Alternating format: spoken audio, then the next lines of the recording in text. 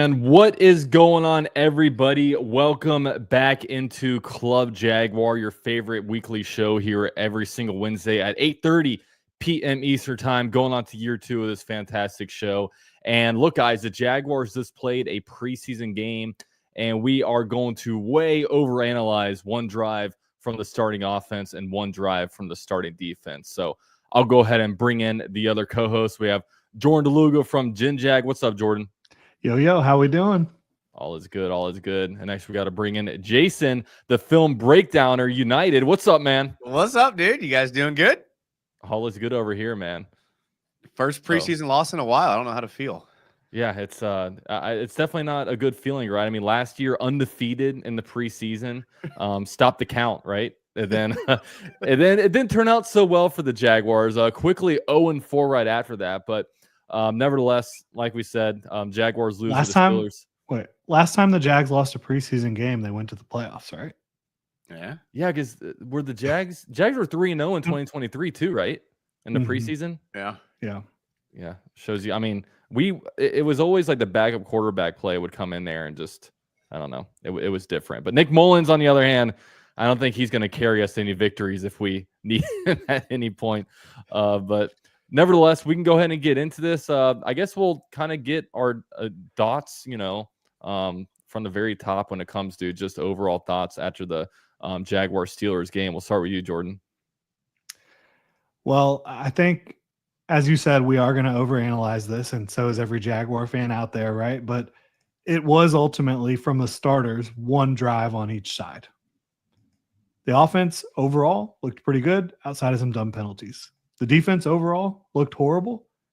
I don't think that anyone should, when you're analyzing preseason, if you had takes coming in, if you had legitimate thoughts based on legitimate evidence about something that you didn't like, and then you go into the preseason and you see that exact same thing that you were expecting, then you can kind of start to build a case for like, okay, maybe this isn't great. Or the opposite end, right? Maybe this is great. But you shouldn't have like a take one way or the other developed solely off of what you saw Saturday night. Interesting. We'll go with you, Jason. I mean, my favorite thing was that the coaches showed a little emotion on the sidelines. Like, how long has it been since you looked over the defensive coordinator and he looked pissed? Like, that was nice to see. Obviously, it's the first preseason game with the new front office, new coach. There's going to be wrinkles. There's going to be issues. You hate to see the false starts. You hate to see the 12 men on the field. You hate to see the 10 men on the field. Like, that type of stuff you hate to see. But that's things I think you can get ironed out. But the emotion from the coaches, they want to win. They want to hold these guys accountable. And I'm sure what was said behind closed doors in the film room was much different than what we heard from the coaches in the press conferences. I feel pretty confident about that. Yeah, and I know for myself, I guess coming away from this game, it feels like maybe we are definitely not where we need to be right now. I mean, really sloppy when it comes to just penalty-wise. I mean, Anton Harrison, first play false start. Jarian Jones, a defensive holding to start the first play on the first stringers on defense. And then, I mean, even I don't know what's going on with the field goal unit. I mean, one play you have 12 men on the 70-yarder, you have 10 men on the field.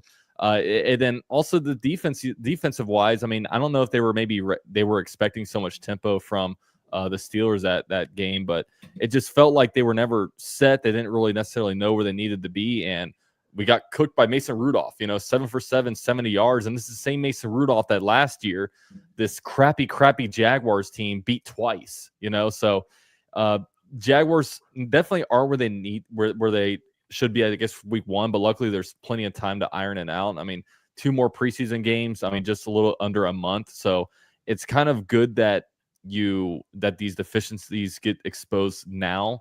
Because you really have some stuff to work on. But yeah, it just seems like the Steelers with Mike Tomlin, like they just felt like they were a lot more, I guess, ready, which could be concerning since they weren't playing their starters and the Jaguars were playing essentially everybody, right? Is there a chance we look up at the end of the year and the Steelers are like a lot better than people think they're going to be? Like, is there a chance at the end of the year we're looking back at this game and being like, oh, the Steelers are actually one of the better teams in the AFC? Like, is there a chance that happens? I think every Their year line they're scrimmage can be really good. I think their DBs can be really good. They got DK. I think they got some decent tight ends. I mean, I like Fryermuth and Darnell Washington, and I think I like Caleb Johnson, their rookie running back. So yeah, I mean, what could the Steelers make the playoffs again? Yeah, absolutely, they can make the playoffs again. That's not what I'm asking, Jordan. That's not what I'm asking. I'm not asking are they going to make the playoffs. We all know they're going to be a lot better than expected. Yeah, is there a chance we look up and the Steelers are like a 2 or 3 seed in the AFC? I would be shocked. Okay. I can't see it. Just because, not that they can't be a really good team, but like I just don't see the top 3 falling off in a big way in the AFC.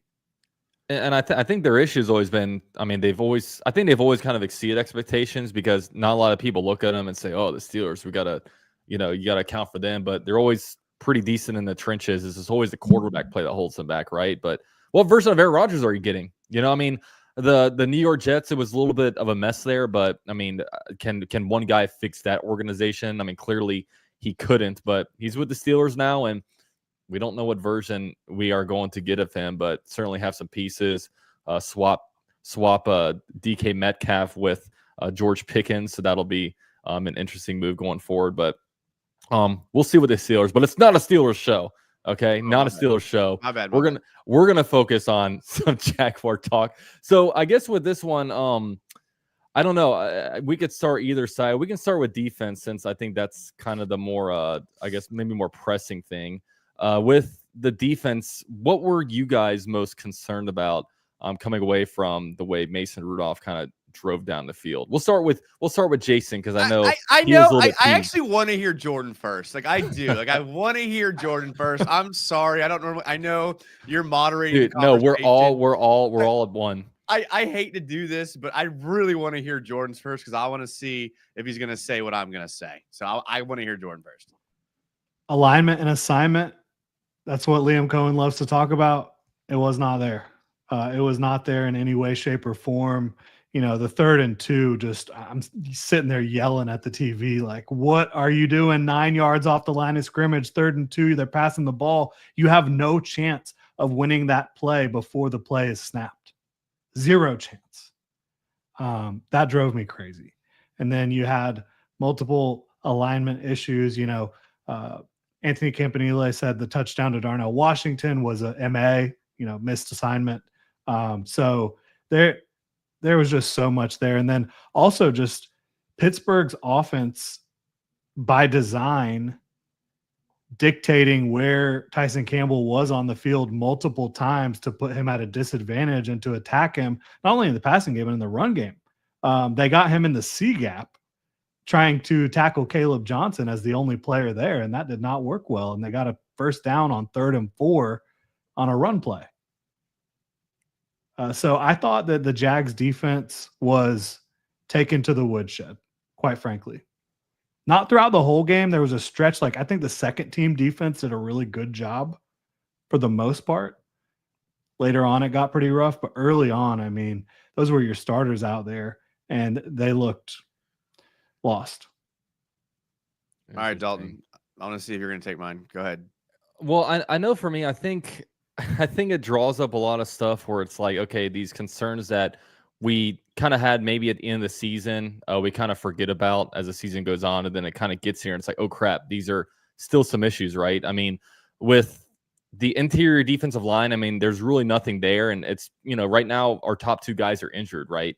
But I think the unknown of what is going on with these guys. I think Mason Smith will be back at some point, but I think a lot of us were kind of accounting for Eric Armstead coming back and actually making some kind of an impact. And it's a little bit of a mystery what's going on with him. And I wish there was a way to clear it up. I don't really know why they had to be so vague. I mean, I don't know. It's a part of the NFL that Liam Cohen doesn't want to be vague. Yeah, I mean, why can't Eric Armstead come out and say something? I mean, he has the right to. He has a podcast. Why can't he come out there and say, okay, hey guys, this is what's going on, man. I got a back issue. I'm coming back. This happened. I think a lot more people would be a little bit more understanding about what's going on with him if they were just everybody has Twitter. Everybody has social media. I don't know. It's just, it drives me a little bit nuts because I know I was excited about the signing. I was excited about him last year. I was excited about the prospect of him moving back inside. And then, now we're kind of looking at this and saying, okay, are we, and we have some guys. I mean, Ogba could potentially move inside on pass rushing downs. Smoot can, but when it comes to 3 down guys, when it comes to guys that can both stop the run and stop the pass, I mean, you put Smoot in there and they run the ball. I mean, that's a liability. He's going to get pushed around by some of these centers and guards. So there's that. Also, like, this is one thing that drives me nuts. And look, everybody like Jordan, all these guys do a great job of covering training camp, right? And we hear great things from Tyson Campbell. Tyson Campbell's having a great camp, this, and that. And I always take this stuff with a grain of salt because, like, we'll see what actually happens when the games start, right? And the game started, and Tyson Campbell picked apart, and now he's hurt. I'm like, what? I'm like, can this guy, like, now this guy, seriously, I mean, I think last year became official that he's kind of an injury-prone guy. He's got that label, which is a label that you don't really want to have. And then he got cooked a little bit, and now he's dealing with some kind of injury. The severity, I mean, it may not be that severe. We don't know. But still, he got hurt from one drive where he got cooked, right? So that's concerning to me. And just overall, like, not being aligned, it seemed like they were just way more prepared than you. And granted, it's a practice game, and we way overanalyze stuff, and there's so much time to get this thing corrected. And maybe it's a situation where defense is learning a new scheme, offense is learning a new scheme, and in camp they're maybe a little bit slow to get the line of scrimmage. They're all getting set and everything. And Pittsburgh, they already know their offense. I mean, they've had it for a long time, but just I get concerned. I get concerned, right? Is our defensive line going to be good enough? Are they going to get pushed around? Is 1st and 10 going to constantly turn into 2nd and 2? Are we going to allow first downs via penalties? It was definitely concerning, in my opinion. Yeah, I mean, for me, the big story is Tyson Campbell. It's one thing if he's on a rookie deal, but you're paying this guy to be one of the best players on your team. And he played 10 plays, and it seemed like the Steelers targeted him on all 10 plays. He was so bad that there was a couple plays that, like, I even think he got a raw deal on. Like Jordan alluded to, that tackle on the edge and the C gap. That's not really fair. Like, we gave Travis Hunter a pass for not tackling his guy in that almost same exact situation because we're like, he's a coverage corner. So we can give that to Tyson Campbell too. That's only fair. The touchdown pass to Darnell Washington, the linebacker should have chipped him at least, or funneled him at least to the inside safety or to Tyson Campbell. He could have gotten a little help there. There's no way Tyson Campbell makes a play from the outside on an inside throw on Darnell Washington. So I'm even giving him a pass on those 2 plays. But everything outside of those 2 plays, he was abysmal in coverage. He couldn't cover in man, couldn't cover in zone. I mean, and then he got injured, like you said, Dalton. So very, very concerning about Tyson Campbell. Like, he doesn't have the injury label anymore. He's a guy who gets injured. We can take the label off. He is what he is now. Like, he is that guy that just cannot stay healthy. It's unfortunate. Luckily, we drafted Travis Hunter, who can fill in for him, but very, very concerned about Tyson Campbell and our secondary, which I thought could be a strength with Travis Hunter being brought in and Jarron Jones taking the next step. Now I'm a little concerned. The second thing Jordan talked about, they just looked confused. There was multiple plays where the defensive line was looking around at each other, trying to figure out where they should align pre-snap. There was a number of plays when we watched the film where the D-line's hands weren't even in the dirt. They weren't even set for the play. You have no chance at stopping the run if you are, like, on your way down to the ground when they snap the ball. Like, you have no chance. So those things I think can get ironed out with some more reps and more communication. But the defense has a lot of work to do. It really does. And I think based on the way the Jags drafted, if Caleb Bransall doesn't come around quick, this defense could be similar in rankings to where they were last year if he doesn't come along and help out. Because right now, Dewey Wingard's the starter. Antonio Johnson, I don't think, had a great game. It just overall a little concerned about the defense, and we may have to be a team that outscores you, which could work, but that may be where we're at. Yeah, I think that's where they are at right now. Obviously, things can change. There is talent on multiple levels of the defense, but it's got to play better than it did. And if you are a team that has to outscore your opponents, you cannot be a team that has a lot of offensive penalties, that has a lot of drops, that has missed reads from the quarterback position. So that's tough. That's tough to kind of to foil both of those things.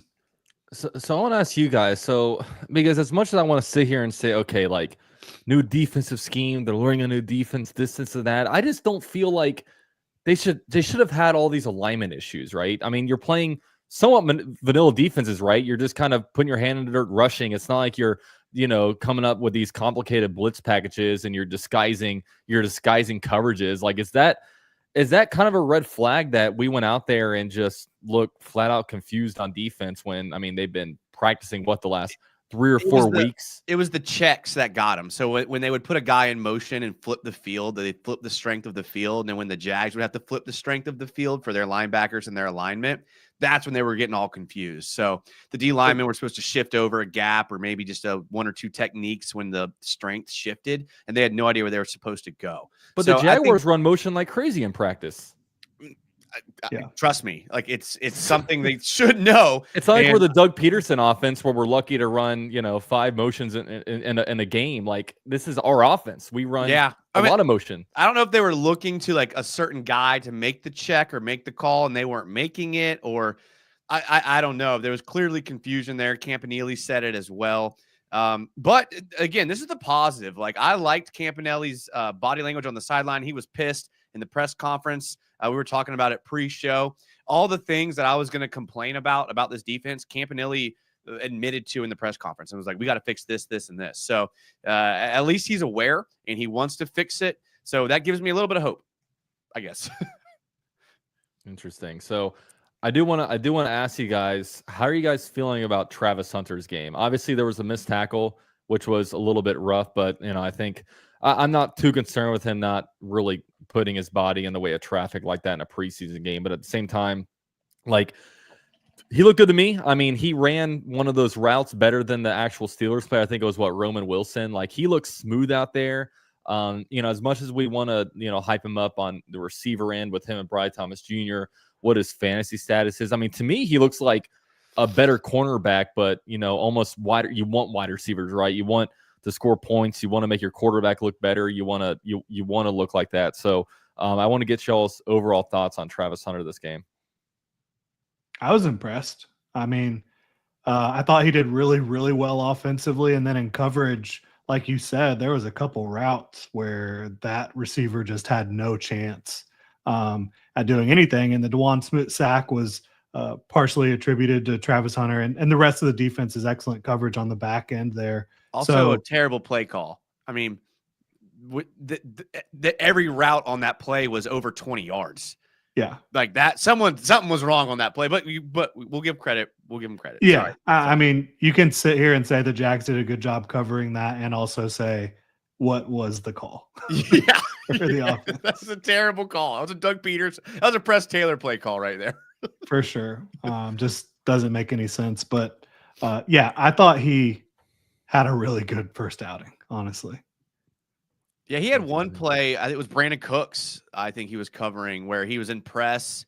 And, some corners have the ability to press we call it press with your feet, where essentially you're not getting any jam at the line. You're literally just mirroring at the line of scrimmage and just playing the man, which is very, very difficult to do. Very few corners can do that effectively.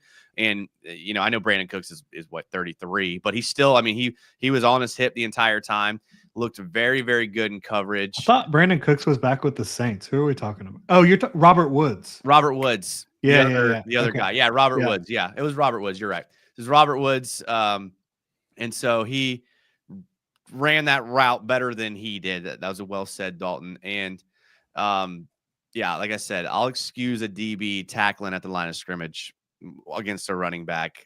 And just a little side note for anyone that watched Travis Hunter at Colorado, he had some good tackles for sure, but for every good tackle, he had a missed tackle like that. That's not what he's known for. He's not that guy, which is fine. But offense, he had the play where he slipped, where he could have probably gotten to the outside if he wouldn't have slipped. I did like, and I don't know if we're on the offense yet, but I did like how on a lot of formations they had BTJ and Travis Hunter like tight, like almost stacked on each other, and then they would put one of them in motion, and that's really good because it allows the Trevor to see, all right, who are they assigning to each receiver? Because now are they declaring zone? Are they declaring man? And on top of that, who's the defender that's responsible for either one of these guys? So I loved how Liam Cohen did that, and I hope to see a lot more of that during the season. Yeah, and one last thing on the defense, because I do want to talk about the offense, because, I mean, it's kind of exciting seeing this new offense and kind of the possibilities of it just from a schematic standpoint, right? But would you guys, with the weakness at the defensive line, interior defensive line, would you guys be interested in going after a Christian Wilkins? Because there's not a whole lot of ways to upgrade when it comes to top-end talent, and I don't know exactly. I haven't read into exactly what's went wrong for the Raiders, but is that something that you guys would be interested in kicking the tires on? If he's healthy, and there's also like a sexual misconduct situation with a teammate, I would have to know a lot more of the details on that. But theoretically, if we're just talking about the player and he's healthy, absolutely. I mean, this is a guy that did go to school with some of the Clemson guys in Jacksonville, and he's been around Anthony Campanile, so they should know the character, you would think, inside the building fairly well. But I don't know that he's healthy. I don't know what's going on with him upstairs. What about you, Jason? Yeah, I mean, that's exactly what I would have said, like almost word for word. To me, it wouldn't be worth it just because you don't know the issues. There was issues in the locker room. I'm okay with no locker room issues. It seems like we're doing good. If I hear the word compete one more time, I know it's great, but like the word compete is being used let's just what have about guys ceiling elevation? What about ceiling elevation? Yeah, I think they retired that. And I think now they're on. No, that's like Gladstone. We don't hear from Gladstone anymore, so we don't. Yeah, that's true. That's true. But yeah, I mean, it's to me, it just wouldn't be worth to bring any locker room distractions in here, especially in the building phase. Let's just build. Let's just see what we got. I mean, you look at the depth chart. I think they plan on Armstead being ready week 1. Whether he is or not, I think they're planning on it. I'm okay with not bringing him in, but really what Jordan said would be probably my answer. Yeah, interesting. And one thing that someone in my comment section kind of mentioned, and it was kind of an interesting point, just that, like, veterans they hate training camp, and they don't necessarily feel when they're a veteran that training camp practices should be something that they should partake in. So I wonder if there's a little bit of that going on.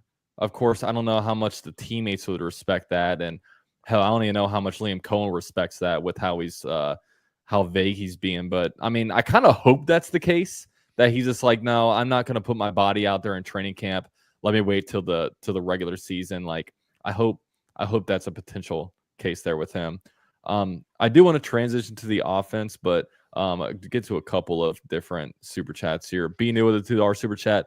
Are there any D tackles we can pick up realistically? So I guess we did just talk about Christian Wilkins, but I mean, there's always depth, but I don't think the Jaguars, it's an issue with like depth, right? It's an issue with top level talent. It feels like for the Jaguars and 3 down guys, and those guys aren't walking around free without a sexual misconduct thing going on. So I'll revert to you guys. I mean, is there any names out there? Nope. No. I mean, Eli Mostert had a decent game PFF wise. Yeah, I mean, like you said, there's guys that you can sign, but like, I mean, they signed one last week, right? What, Brandon Jennings or Austin Johnson is a good run defender. Yeah, so, he played okay.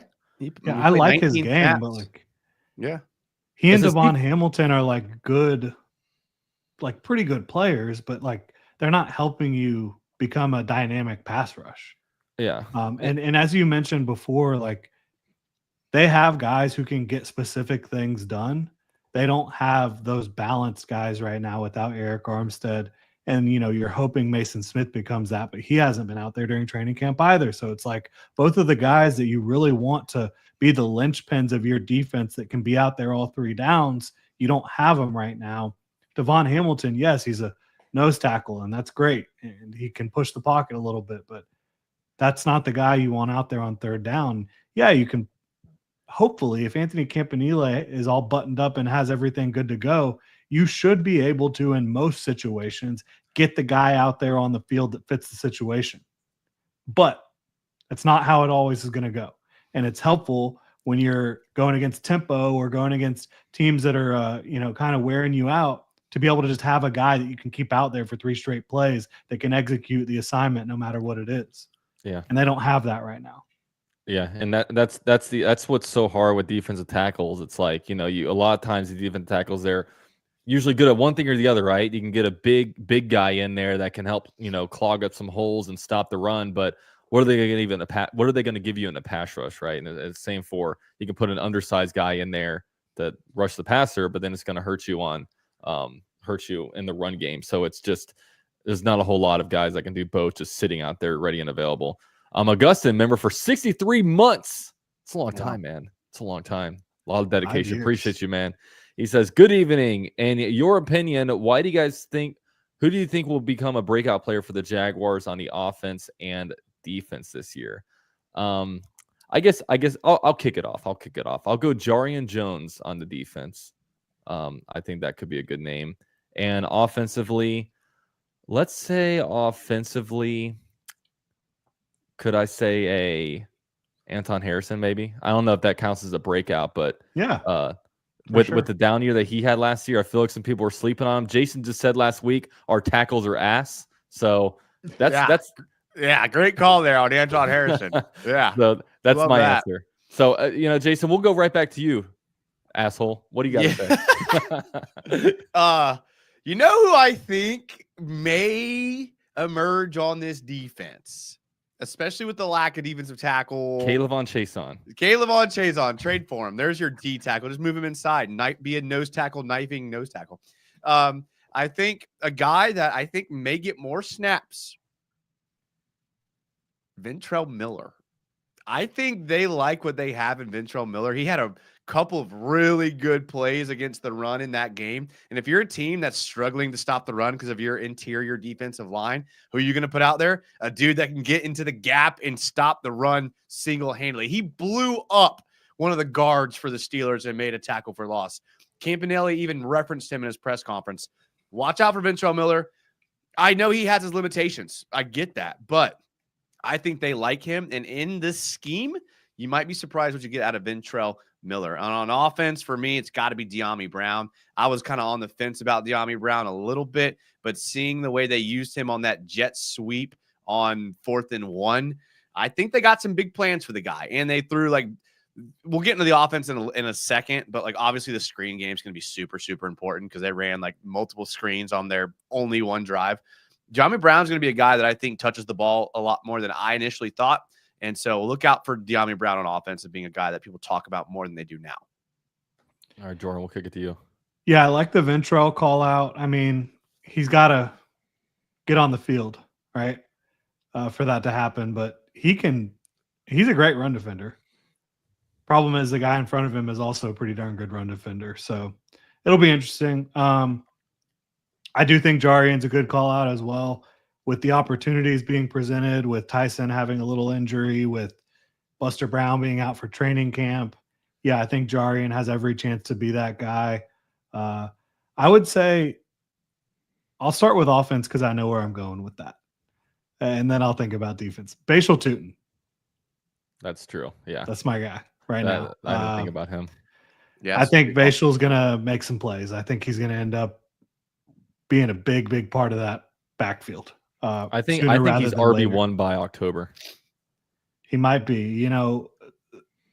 Tank Bigsby has better vision than Travis Etienne, but he's still not great with his vision and consistency. I think Bashal Tutin just has better vision and feel for finding the right hole than either of those guys. And he's electric in space. He's squatty, low to the ground. He has a small strike zone for defenders. There's just a lot to like about him. And, Bigsby has his traits that are impressive. Travis Etienne has some impressive traits as well. I think Tutin's kind of like the best of both worlds, potentially. So I'll definitely go with him offensively. Defensively, I don't know. Both of y'all had some decent names. I don't know if Jordan Lewis counts because he's a veteran, but I think he's going to have a hell of a season. Breakout for the Jaguars, right? That's Somebody fair. that We'll accept it. We'll accept that. Yeah, we'll accept that one. I mean, I can't say Trayvon or Josh. No, you can't. I'm not going to say either of the safeties. Come on, Dewey. You don't think Dewey's gonna break out? Do we break out? Yeah. I mean, Travis Hunter, cornerback. Ooh, no one's talked about Travis Hunter this offseason. No, that does not count. That does not count. Yeah. So you can say Devin Lloyd. Devin Lloyd is his answer. Yeah, there you go, Devin Lloyd. Yeah. Okay. I'll go with that. We'll go with this next one. Shout out to Shane, $10. He says, realistically, what is a successful season? Team just went 4-13, and we're in a honeymoon phase with a new regime, so hopes are higher than rationale. But we're back, baby, getting faded in Club Jaguar. Hell yeah. Jordan, we'll start with you on this one. What's a successful season to you? Winning record. Yeah. I mean, I think they should make the playoffs based on their schedule. I think that the offense should be a well-oiled machine at some point early in the season based on the talent and the coaching. I think that the defense is up in the air. And I think the special teams will be excellent. Interesting. What about you, Jason? I mean, obviously, successful is an objective term. The playoffs would be successful, but I think getting to the heart of his question, for me, a successful season would be 7 wins. Are you kidding me? Like, if we can get to 7 wins with a first-year head coach, a first-year offensive coordinator, first-year GM, 7 wins, I think, would be successful. I know a lot of Jags fans wouldn't view that as successful, but a jump from 4 to 7 to me, and again, the 7 wins looking good, right? Not like, I don't know. 7 to me, I'd be happy with 7 wins. I would love more, but if they're under 7, I would be disappointed. See, I don't know if I'd be happy with 7 wins. Like, I want this season to go pretty much how the Buccaneers season was in 2024. I want to win games by scoring a lot of points, outscoring the other teams, and sneaking into the playoffs with a bad division, right? And I'm not saying AFC South. I mean, I don't think the Colts are going to be good. I don't think the Titans are going to be good. The Texans are still the Texans. I mean, they're definitely going to be a threat, but you shouldn't be any less than second place in the AFC South. I mean, if you're finishing third or fourth place, I think that's a real issue. But I mean, offensively, what's stopping us, right? I mean, we had Brian Thomas Jr., third in the NFL in reception or in receiving yards in 2024. You just went up and got Travis Hunter, so that should be a really good 1-2 combo. I actually kind of liked how some of the interior offensive linemen played this past week for the Jaguars. And I mean, the running backs, I don't. It kind of reminded me this game of like my frustrations with ETN and Tank Bigsby. I mean, ETN, I fear sometimes his vision issues, and I feel like he's not as fast as the player that we drafted. And with Tank Bigsby, it's like, dude, how are you dropping the ball all the time? Like, he still has the fumbling issue. I mean, I don't think he ever truly got over that because he still put the ball on the ground last year. So I'm on the Bashal Tutin train, but also like quarterback play. It's not like the offensive line where you need 5 guys to play well and they form one unit. You have one quarterback. If that quarterback can really play to the contract we gave him, to the expectations of, the number 1 overall pick, the generational guy that he is, I have a lot of, belief and faith in Trevor Lawrence. And then now we did everything for him, right? We got the number 1 wide receiver. We got Travis Hunter. I think the offensive line should be good enough. And we have a guy that's coming in with a blended scheme of what Sean McVay's doing with the Rams, what Liam Cohen did with the Bucks, even Grant Uditsky over there with the Minnesota Vikings. Like, this offense should be good. It should be good. So I'm expecting at the very least a lot of points. If we lose games by scoring 30 points, I guess it's concerning on the defensive end, but I'll feel pretty good about what the offense looks like. But that's kind of my hope, that we win a bunch of games, scoring a lot of points, and I don't know. That's my opinion. So, yeah, I think success is successful should be winning more games than you lose, being right there to make the playoffs. If you're coming off of if you're coming off of an average season, I'd agree with you. But we're coming off of a 4-win season. I think a minimum acceptable outcome doesn't even have to do with the wins and losses. That's fair. Does the offense look good? That's skirting the question. No, that's the answer. That's not. Does the offense look good? Because if it doesn't look good, then you are, as an organization, in deep, deep shit. Yes, that's the right answer. But I think they're looking for a win number. Like I'm with you. But if the offense looks good, you're okay next year. If it doesn't look good, you're screwed. That's what I meant at 7 wins. A good-looking offense with 7 wins, I'd be happy. Yeah. But also, Jason, you say like, oh yeah, we had 4 wins last year, but you know, in 2017 we went to the playoffs after going 4-12. In 2022 we went to the playoffs after 3-14 with Urban Meyer. Heck, the Commanders were in the NFC Championship game after having number 2 overall pick. So in the NFL, it's a lot easier to flip the script, right? A lot of times these rosters are actually pretty decent. They're just being held back by bad coaching, and the Jaguars were as badly coached last year of any team I've seen on the Jaguars, right? We've had some bad coaching, but Doug Peterson just rolled over and gave up. His love affair with Press Taylor, I'll never understand. He wanted to throw the quarterback under the bus every week, but if anybody says anything bad about Press Taylor, you know, you better not talk bad about this guy. It drove me nuts. I don't know what happened last year, but I don't think saying the Jags were 4-13. I don't think it's fair. It's fair to say that's what we are, and we should only expect 3 more wins after that. They were one of those teams that should have had 7 wins last year. Yeah, but just based on regression. Every team can say that.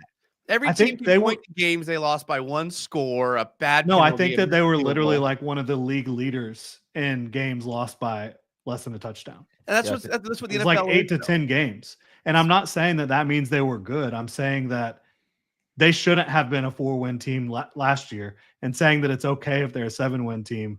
I still don't think that's successful. I think that's the minimum possible outcome that you can look forward and feel like, okay, as long as the offense is good and we got a couple more wins, then we're all right.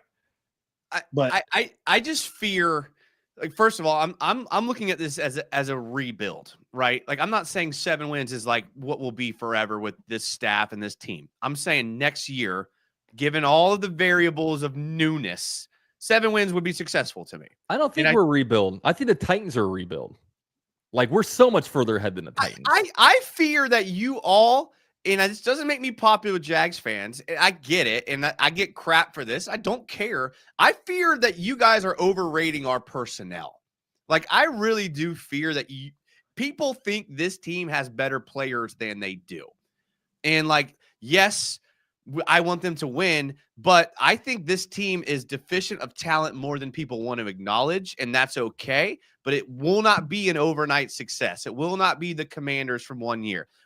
We're not dropping Jaden Daniels on this team. We have a history of Trevor Lawrence and what he does. You said, Dalton, what's stopping us? That was your first question. The guy taking the snaps may be stopping us, unfortunately. I hope he's not, but he may be. So that's a reality that we have to at least acknowledge. And this pie in the sky that oh, we're fine because we have new coaches now is just super optimistic thinking. That's why I think the optimistic thinking is on the defense. Everybody wants to love this defensive coordinator, Anthony Campanile, and I do too. But everybody loved Ryan Nielsen last summer, and that turned into a complete train wreck. And so I honestly do think that the Jaguars offense is going to be good. If we're asking what I think the offense is going to be good. I think they will too. If Trevor plays the way he did during that stretch, we'll have a great offense. But he's the X factor. Not worried about Liam Cohen. I'm not worried about the O-line. I am, but not compared to Trevor. The X factor for the offense. I'm not worried about the running backs. I'm worried about Trevor. You're saying for the offense, that's the X factor? Trevor Lawrence is the X factor in the offense. Yeah. I saw the ball he threw where he almost put Brian Thomas Jr. in the hospital. I saw him scramble up the middle when he had a wide open Parker Washington and dragging across the middle of the field. I still don't think Parker was looking for the ball. I'm just listen. I think if he throws that ball, it's an interception. So we'll agree to disagree on that, and that's okay. Pops off Parker's head, and that's an interception. It's okay. I hope in Trevor. He's my quarterback. I think he's got the talent and the potential, but we haven't seen peak Trevor in a while, and that's the reality. There was definitely flashes last year, but nothing consistent. Well, I saw Mason Rudolph flash last week. Does that mean he's good? That was preseason against the Jaguars. He flashed. Okay. I think that we're reaching now, Jason. Okay. Can't reach. Reaching territory. All right, we'll get to the last couple of super chats, and we haven't even talked about the offense yet. We're 41 minutes in. So Clemson is better asked, should the Jags trade for Tyson and Michael Meyer, or we go with Strange? I'll just answer that. The Jaguars don't have a first-round pick next year.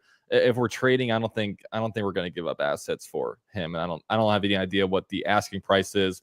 I don't if he's on the trade block. So I think they want to run 2 tight ends there. Yeah, with Genty, Bowers, Mayer. Get Jacoby Myers out there every once in a while. This isn't a Raiders podcast, okay? This isn't a Raiders podcast. Yeah, I just don't see it happening. Shogun with a €2 donation says, or £2. I don't know what that sign is. One of them says, "Keep up the good work, fellas. Love from Portugal." There we go. Beautiful. So love it. So with that said, we were just talking a little bit about the offense.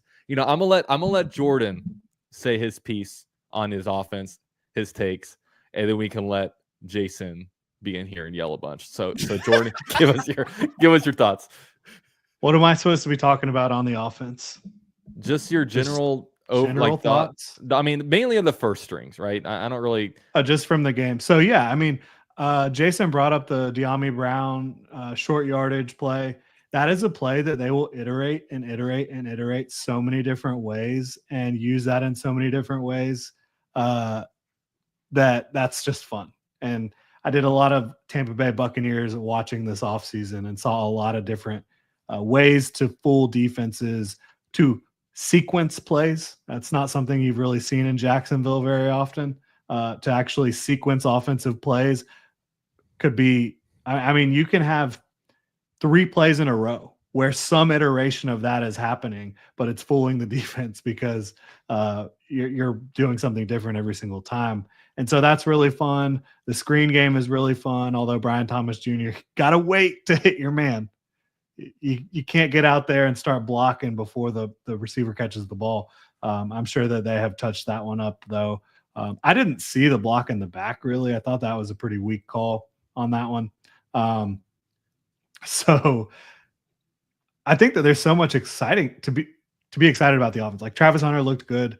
Brian Thomas Jr., obviously that was one bad target from Trevor, but he got open and had a catch. De'Ami Brown got involved. I thought Bashal Tutin looked really good. Thought the offensive line did a pretty good job. Yeah. So I'm excited about a lot with the offense. So I guess I'll go, and then we'll let Jason go. I know for me, one thing I liked about the offense, I liked how we were spreading the ball around a little bit. I felt like everybody got a touch, right? Brian Thomas Jr., Travis Hunter got a couple, Strange, Parker Washington, ETN, De'Ami Brown. And I like what the schematically can be possible with this offense, right? I mean, just seeing guys come in motion and he can run counter plays off of that down, in between the offensive linemen. So I like the idea of that. I like all the motions because motion should only help out a quarterback. And I know right now, probably Trevor, the biggest thing that Trevor has probably struggled with is just being able to read a defense and make decisions on where to put the ball. It's never been about, ball placement. It's never really been about, can he make that throw? I mean, he can make, any throw on the field, but it's always been about, how does he read and interpret the defense, and does he know where the best place to put the ball is? And I know, one good shot was, just throwing the ball to Britton Strange on his second read and getting the first down. So, and of course there's issues. I mean, the hospital ball wasn't good to see. The run up the middle, let the pocket probably way too early. That wasn't good to see. But overall, it was one drive. It's just, that's what's so rough about preseason. It's a practice game where we take one drive and expand it over the course of the game, and that's the game they played, right? That's the game they played. So I mean, stat-wise, not bad, 6 or 7.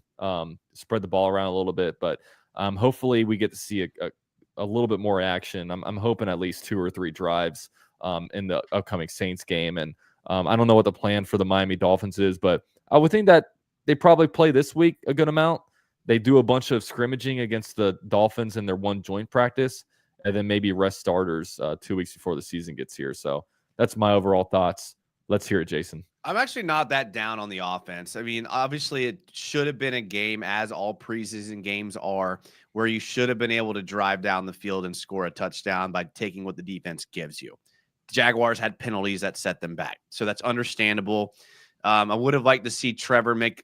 He had a couple bad reads. Again, we're putting one drive in a microcosm, which is tough to do. He had a couple bad reads on that drive. The play calling was super vanilla, but not in the sense of like the play calling was vanilla. It was like you could tell Liam Cohen wanted to see some things, right? Like that 4th down jet sweep to De'Ami Brown. Great play call. He got it. Then like 2 plays later, they ran a fake De'Ami Brown jet sweep with an inside zone run. Like that's something in a real game you wouldn't see till like multiple drives later that you're setting up. But you could tell Liam Cohen wanted to see it, wanted to see how the offense does. So like that's what I mean by vanilla, is he kind of wanted to see some certain plays where in a real game he probably would have tactically called those plays in different situations. So it is really tough to get a read on what the offense did. Like I said, I would have liked to see Trevor make good decisions on every play because there was no disguising coverage from the Steelers. You knew what their coverage was pre-snap every single play. That medicine ball he threw to Brian Thomas Jr., Trevor Lawrence, they knew they were in cover 3. Like someone said in the comments that the safety made a good play. Trevor Lawrence threw a post route to the middle of the field in a cover 3. Like that is just something you don't do. Like that's not what you do. What you do in a cover 3 is you throw the seam to the tight end, like the Steelers did to Darnell Washington. What you do is you throw to the corner, you throw to the flat. That's what you do against a cover 3. And Trevor Lawrence had an open guy to the flat that he should have taken on that play. And that's just like a basic high school thing that I would have liked to see Trevor do. But again, I think Liam Cohen wanted to see some things. I think he wanted to kind of throw some plays out there to see what people did.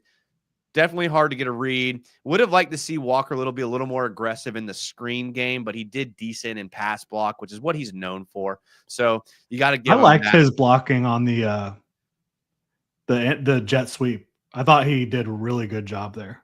I can't remember what play it was. There was one play. I don't know if it was like an outside zone or a screen. There was something where he just gave half-ass effort, and that I didn't love seeing that. But again, it's preseason. I'm willing to forgive it.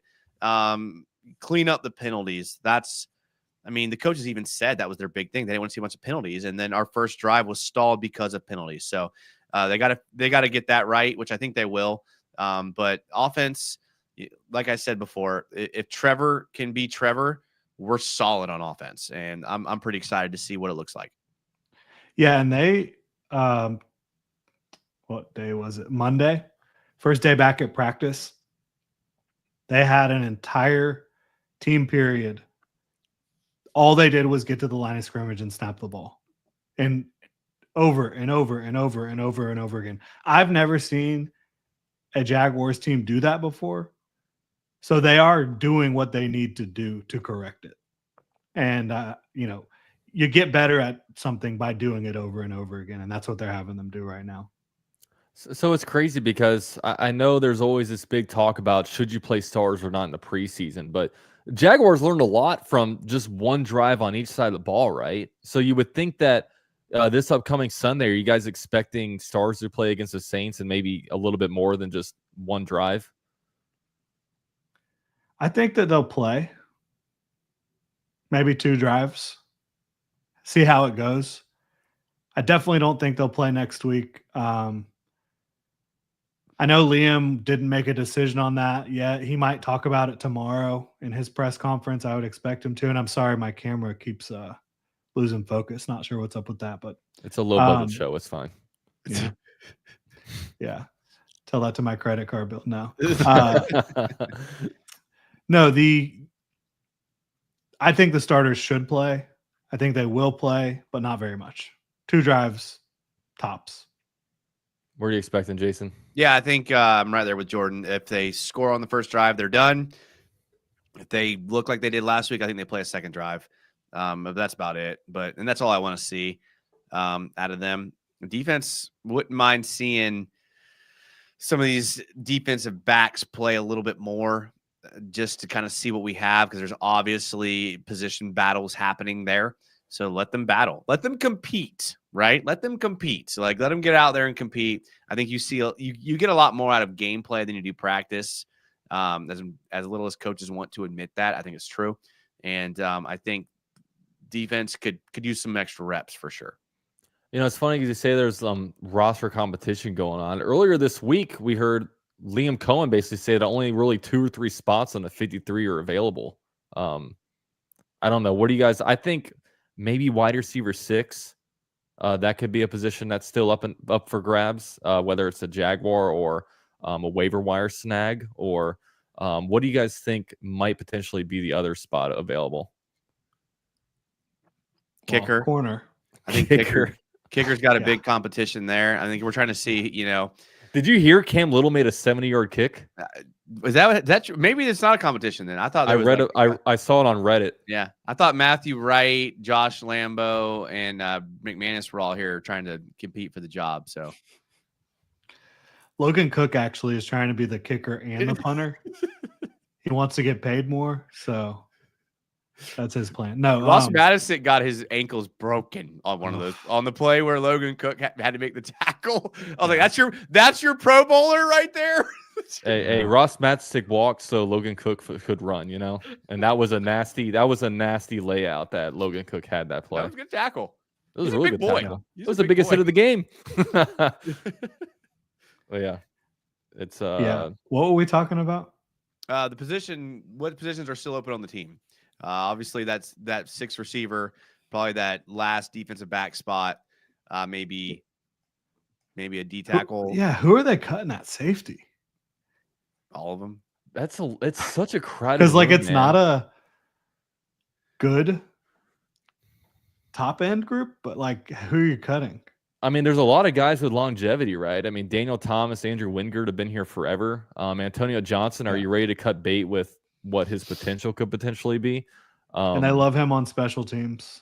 They love DT on special teams.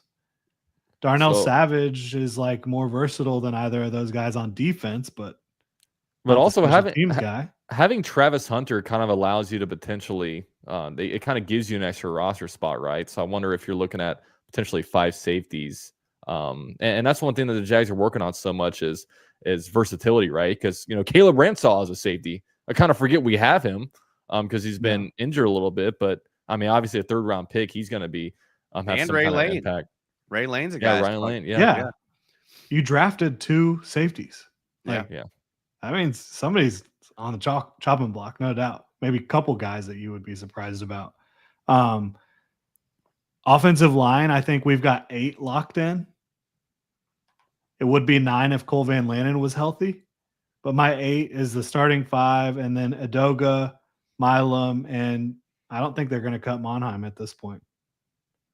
Oh, yeah. Monheim had a pretty good game, right? They're going to keep Fred. Is it Fred Johnson? You think? Yeah. He's been bad.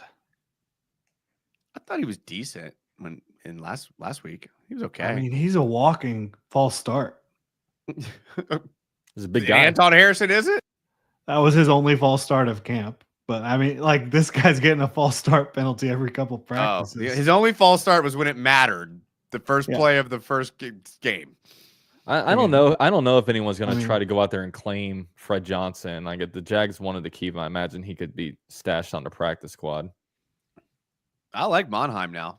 Watch out for Joe. I thought he struggled at guard. I thought when they got him in at center late, he did a really good job. I mean, also Monheim, he has that draft pick armor, right? Yeah. So that definitely might play into it, especially with the GM's first draft. I mean, we'll see. I mean, that's what the Jaguars have needed for so long. They haven't been drafting the developmental offensive linemen, right? So hopefully that's the guy that we can have on the 53 can learn a little bit, and then eventually once you want to cut bait with with with Hainsey or whatever. Once these guys get kind of expensive, you can kind of have them pop in there, and boom, you have a cheap guy for 2 or 3 years, right? But we'll see. That's how the good teams do it, right? You draft and develop. You don't think the leading snap getter Sal Wormley makes the team? Poor guy. 53 snaps, played more than anybody. Yeah, that's usually not a good sign in the preseason. Scout team, baby. It's true. But Javon Foster, I don't think he makes the team. He got moved up on the depth chart last year. I think he was the only guy the only position that depth chart changed was I think Javon Foster got moved up. Yeah, I don't think he's gonna make it. That's fair. I probably agree with you there. That was one of the bulky reaches, right? I didn't think it was a reach at the time. Yeah. I mean, for when you got him and for what he had accomplished in college, I think that was a decent pick. Yeah, I thought it was too. I don't know who I heard it from, but I heard like when he showed up at practice for the first time last year, coaches were like, "What the hell is this?" Yeah, he did not look good. He did not. It was one of those like fact. ultimate bulky Doug Peterson disconnect moments. But he won like SEC Lineman of the Year. Like his college tape was pretty good. His athleticism wasn't horrible. Like he had good length. Obviously, Trent Baalke, you gotta have good length. I was not out on that pick at all when it was I kind of liked it. I'm with you there, Jordan. I'm with you. I mean, D.D. Westbrook was a Blitnikoff winner, right? Best wide receiver in college football. So this stuff doesn't always translate. Yeah, but he was injured. And I mean, he had some character flaws, and he was tiny. I mean, Javon Foster, like everything kind of added up for that to be like a good 4th round pick. Yeah, it just wasn't. It was funny with D.D. Westbrook because I remember like I actually interviewed him in person. I stood right next to him. I'm like, how is this an NFL player? We look the same exact size. Bro, he was a stud in college. He was a stud. Yeah, catch a balls from Baker Mayfield. Yeah. Yeah, he was talented. I honestly think if he was like, all in on being as good of a football player as he could have been in the NFL, he could have probably been a good slot receiver. Yeah, I agree. Yeah. Well, we'll see, man. We'll see. But all right, guys, that'll probably do it for this show. I want to go around, the panel and just ask what's coming up. Jordan, I know you got a lot of good training camp updates and stuff like that. What's to come on the Gen Jag YouTube channel? Yeah, tomorrow's Thursday, so we're back out at camp Thursday and Friday, and then we'll be getting ready for Saints on Sunday. So we'll have game previews and players to watch, competitions to watch, all that good stuff.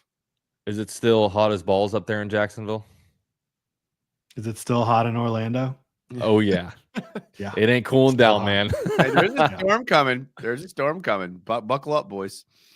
Oh, yeah, right. I saw that. I knew we were getting the football season when I see the first hurricane tracker, right? Yeah. That's don't want to see that, but it's we'll like June and July always gives you a false sense of security, and then it's like, let's go. I just want them to hit on like Monday or Tuesday so we can get rid of it by the time Sunday's here and we can still watch football. So we'll see with that one. So Jason, I know last night you had a pretty good film breakdown. You're getting animated. You're getting mad. You were showing passion. It was like you loved the Jaguars or something. So let us know about that one and let us know what's coming up on your channel. I coached football for so long that like when I started watching film, I like slipped back into the coach mode where I feel like I'm talking to the players in the film room and I kind of lose it sometimes. I cannot help that. That's just my personality. But yeah, we did do a film breakdown. We went through basically the first 2 drives with the offense and the defense, and we cherry picked some plays with Travis Hunter and Bashal Tootin and guys like that. I think Friday night we're doing a show previewing the game and just kind of chopping it up. I think Travis is coming on, Travis Holmes. And then, Tuesdays and Fridays, we're back on our grind. So Tuesday film breakdowns. Fridays, we just have the boys' night, and it's a good time. Are you talking about Travis Holmes from Big Cat Country? Travis Holmes from Big Cat Country, absolutely. That's a big get. That's a big get. Big get, Yeah. What can I say? I'm connected. You Travis is connected. The man. You are connected. Yeah. So that'll be good. Yeah, definitely check out. Jason, sometimes he goes into hibernation on the YouTube channel, but there's no better time to get in on it right now when season's starting back up. The Jaguars are first place in the AFC South. playing meaningful football in August. So Yeah, it'll I go as the Jaguars go. 100%. pretty much. I think so does the view count, right? That's true. Good point. Which is probably why I do it. You know, the show should have taken off last year, but no, it's going to be this year. Okay, This it's is our gonna year. be once we get the optimistic 7-10, like Jason was talking the about, successful season that is 7-10. the successful season. Can't wait to be drafting number 12 in the draft. Except that we don't have a pick. So. Oh yeah, we don't have a pick. So picking 46. So Hey, they're gonna trade back into the first round. Don't you worry. that'll be weird. Thursday, trade. day one of the draft, and not having a pick. We won't pick in the first round for the next 4 years. I hope y'all ready for that. I hope y'all ready for not having a first round pick for a while. Hey, I'll copy whatever the Rams did. Okay, Exactly. If not having first round picks gets me 2 AFC championship wins and a Super Bowl, and only 1 down year, dude. Give me that all day, bro. Yep, absolutely. Yeah. And speaking for myself, I'll do a live stream on Sunday, live game reactions. You guys know where to be. It's a lot of fun. And with that said, this is an August 13th version of Club Jaguar. Okay, everybody, go ahead and close out your tabs and get the hell on out of here, because we're signing off. Also, guys, on your way out, drop a like for us. It'd be awesome. Also, subscribe to each of our channels over here on YouTube, because content is definitely to come. But all right, guys, peace out. Go Jags.